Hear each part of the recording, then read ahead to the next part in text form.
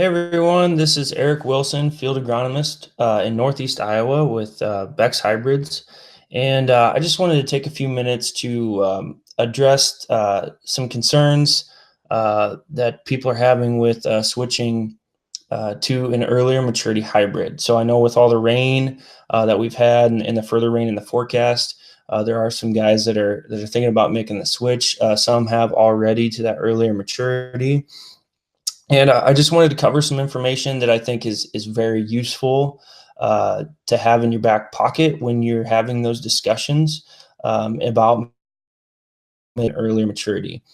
So to get started, I'm gonna go ahead and screen share with you guys a tool that I use quite regularly when we're talking about some of these things. So this is a tool. It's called Useful to Usable. First, Illinois link is up here in the top left corner.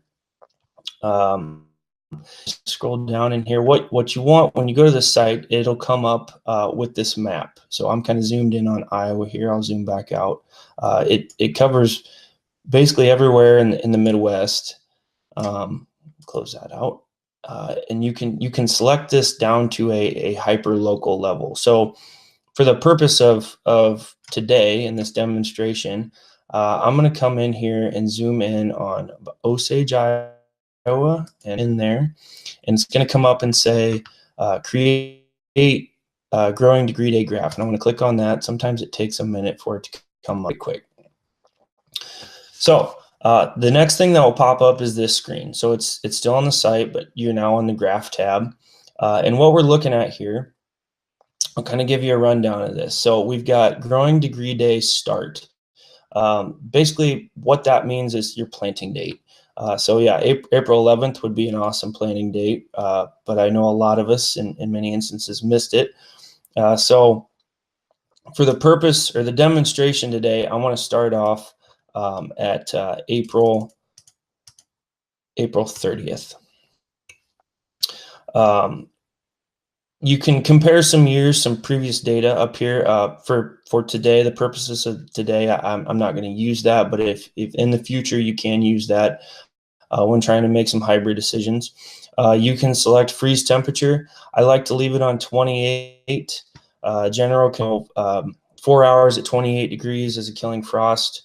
About 2 hours at 26 is a killing frost. 32 degrees is freezing. But in general, in the fall, we can weather a 32 degree frost in most instances unless it's we have a long duration. So I've got my growing degree day start set on April 30th, or my planting date on April 30th. You can select a corn maturity up here, or relative corn maturity. You can pick anything you want, or you can set a custom. So this is set on custom right now. Average black layer for a 103-day product is about 2473 for heat units.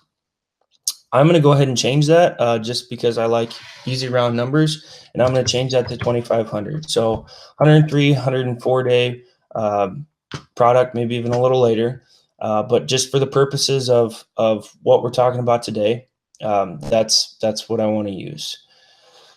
So now what we have down here is our planting date. So our graph starts here at the end of April, right about the first day of May, April 30th to be exact. This purple line represents average heat unit accumulation based on the years 2010. So this solid red line right here, this is our value, silk date. So it's saying that's going to happen approximately in the middle of June, or excuse me, middle of July. And then we have this dashed line, which is the 2018 heat unit projection. And we have right here black layer, or what it's estimating and when it's estimating black layer to occur. So for this planting date with this many heat units to black layer, it is estimating that it's going to happen on September 28th. So not as many of us as we would have liked got the opportunity to plant on April 30th. So what I'm going to do here is change this to May 30th. So now we've moved this back, and I'm going to walk through this graph again, right? Because so we've got heat unit projection here, and it's actually showing that based on that planting date with a product that requires this many heat units, 2,500 heat units to reach black layer, we're R6 or maturity. Now, something I want to bring to your attention. So there is a good body of research out of Purdue University in collaboration with the Ohio State University. And what we know is later planted corn actually reaches maturity with fewer heat units in comparison to something that's planted earlier. To be exact, we found that for every day we plant after May 1st, we reach physiological maturity or black layer with about 6.8 heat units less per day later that we plant. It does not account for that difference that we get when we have later planted corn. I have done the math previously so that I don't have to fumble around in the webinar. And actually, if you plant on May 30th versus April 30th, and you're using the same product that normally requires about 2,500 heat units to reach black layer, that product now will only require about 2,289 heat units to reach black layer. So I went ahead and put that in there. So it is still set on custom product. We've got black layer now at 2,289 because we know that we're going to require about 6.8 heat units less per day to reach black layer once we're planting after May 1st. So we're still talking about the same product, but we know that it uses less heat units to get there. So this is very useful when talking about later planted corn and we maybe haven't switched hybrid maturity, right? Because now what I didn't cover earlier is these dates are showing, in this particular case, a 20 frost. And it's showing that on average, October 15th is that 28-degree killing frost for this particular area. Coincidentally, now that we've adjusted for that faster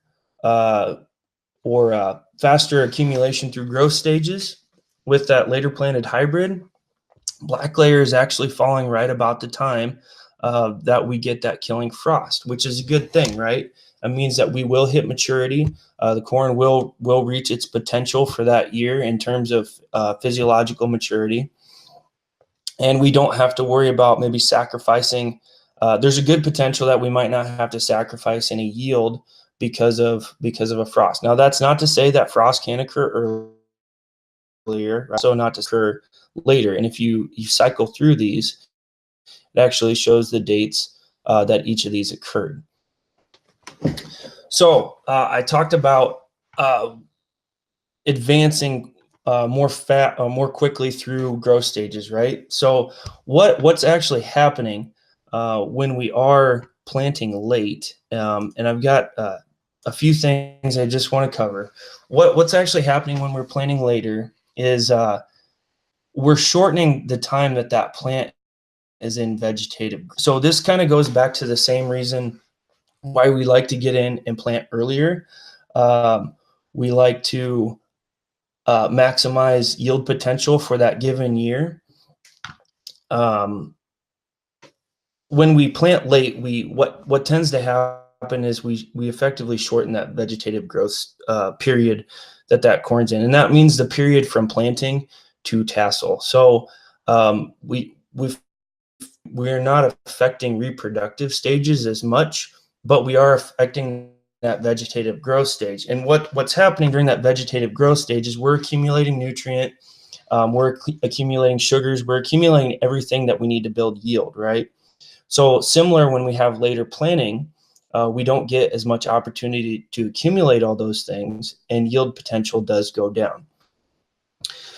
I mentioned earlier that for every day after May 1st, we are about 6.8 units less to get to that R6 or black layer growth stage. And because of that, our hybrids, our adapted hybrids will adapt to that later planting date very well in most instances. Other concern that a lot of people have with later planting is grain moisture. So I just want to touch on that for a little bit. Grain moisture, although subject to many things, hybrid maturity does have a big effect on it, right? Overall, in general, earlier maturity hybrids will be drier at harvest time in comparison to later maturity hybrids. And I know that, some guys have the ability to dry corn very effectively. So that's a decision that everyone needs to make on their own. But I also want to remind people that as we do push planting date later, what tends to happen is we don't see as big of differences from moisture between earlier and late hybrids. And what that means is everything just kind of tends to be more the same as we push planting date later. And also the last thing, just switching to an earlier product does not ultimately guarantee that we're going to have drier grain at the end of the year.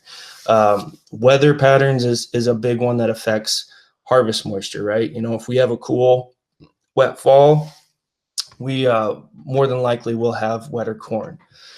Couple other last minute things I just wanted to cover, fuller or adapted season hybrids for your area are, when you plant those, you're setting yourself up for the most yield potential. So when we do make that switch to an earlier product, we are inevitably giving up some yield potential.